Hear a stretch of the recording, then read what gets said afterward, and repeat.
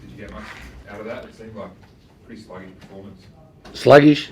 Yeah, I think if there's one thing a little bit disappointing is I thought we lost the physical battle. I thought the New Zealanders were quite physical, but Vince, you got to understand. I'm pretty sure you would, but the boys just arrived, and Milos Degenek arrived yesterday morning, and flights out of London have been difficult to get the players out because of cancelled flights or packed flights for the Queen's morning. And but overall, look, I did change the way we played, so I only had 10, 15 minutes with the boys yesterday, and I wanted them to play man on man over the whole park to get that physical battle.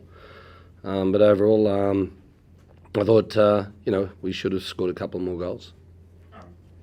Did you think about, obviously you wanted to field a pretty strong team here tonight for the centenary and the farewell match and everything, but because everyone arrived so late, did you contemplate mixing it up a little bit more and using some of the guys who didn't travel? Yeah. No, look, I wanted to pretty much reward the boys, helpers, the ones who gave a lot of sacrifices and got us through the campaign. And obviously that's the older group, and they're all staying here, or going straight back home. The starting 11 there, maybe one that will stay, but now it's for the kids. So what did I learn tonight? Yeah, I learned that the boys, they're still working hard. There's some that need to get playing, and as I said, I rewarded the ones for the campaign that we got through. But now it's about what's in front of us. Did you enjoy the goal? Yeah. Probably the highlights performance overall. Yeah, of course. And A was, you can see the shape that he's in. Even though he's not playing that much in Spain, he's still, very fit, very strong, and I was very, very happy for him. But as I said, we changed the way that we played, and we tried to to press them really high with the three front boys and that, and our chances came from that, and pretty much that's what we trained on. The five who weren't on the team sheet at all, are they likely to start? Oh, they'll be part of the squad. So obviously 31 drops down to 20, and only two goalkeepers, and as I said. Young boys, you can see there's a lot of energy, and there's they're desperate to get on that pitch, and I'm looking forward to see how they go, because a lot of them I had with the Ollie Roos, and I know them obviously well, and they're doing, a lot of them are doing and playing a lot of football overseas. They arrive late, a good number of them. Those ones mainly, the ones who are up that weren't on the list. And they'll recover over the next day, so we'll train them hard tomorrow, and then we fly out Saturday to play Sunday. How hard will it be to drop players who got into the World Cup if you decide that's what you need to do?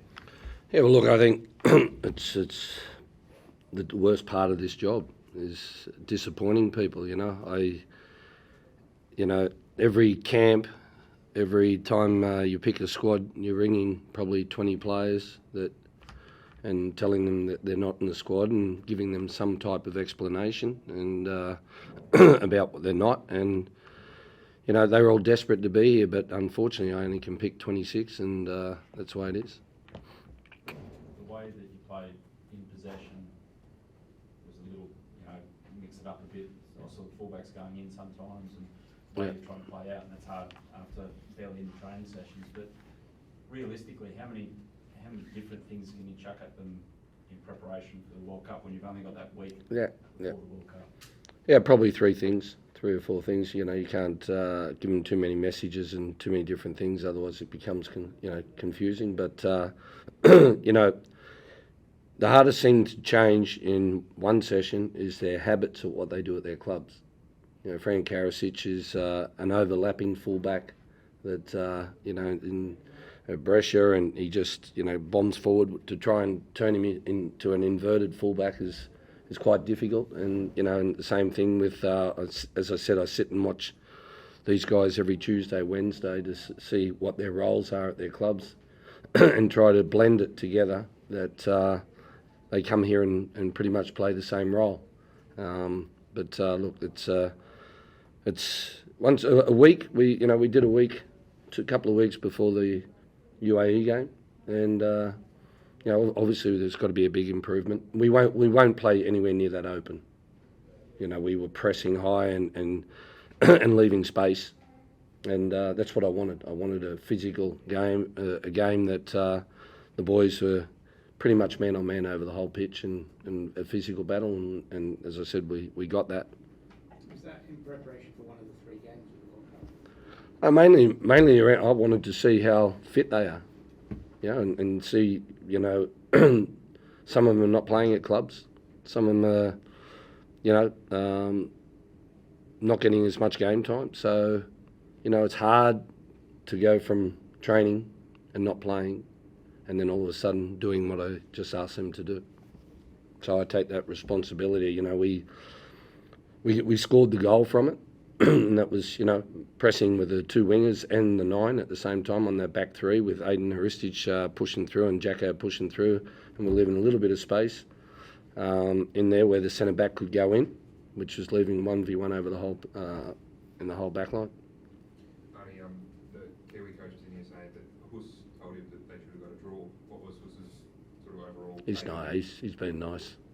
Did Hus offer you anything extra, or what was his perspective on it? He thought that a bit too rushed at times, turnover possession, sometimes overplaying, and and of course, but he thought that we should have had another 1 or 2 goals.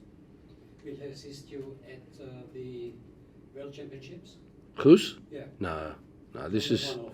yeah. It's for the 100-year celebration. Okay. That's all. He's you know, he's made a big sacrifice to come out. As I said, my assistant's over there watching France and Denmark now, and Kus has come out to obviously to help with the 100-year celebration. He wanted to be part of it, and that's it. There were a few alarming moments in the opening Yeah. 3 minutes, mostly centred around Trent. Yep. Is the Qatar League going to make him sharp enough? That's a great question. It's one I have to keep watching, and you know, as well as watching Harry Sutter and Kai Rolls and that. So this is the purpose of this. These 2 games is a plan B or plan C. If someone gets injured, if something happens to someone, I have to know who's next, and make sure that they're ready as well. Do you have a special preparation for the heat in Qatar? No, look, the air-conditioned stadiums are fantastic. It was hotter tonight, much hotter tonight than we've ever played in Qatar.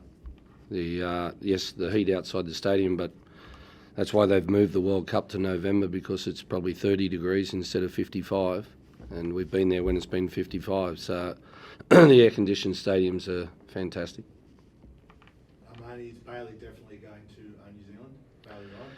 Yeah, it's great news. He had a baby girl, and we were waiting. Obviously, he was wanting to come here for this first game, but you know, it's a friendly game. The most important thing is his wife and children, and that they're okay. And he's had the baby, so he'll, if available, I'll find out tonight when I get back to the hotel. I'll give him a call. If he still can come, then he'll go straight to New Zealand. Okay, thanks guys. Thanks, Barney. Thank you.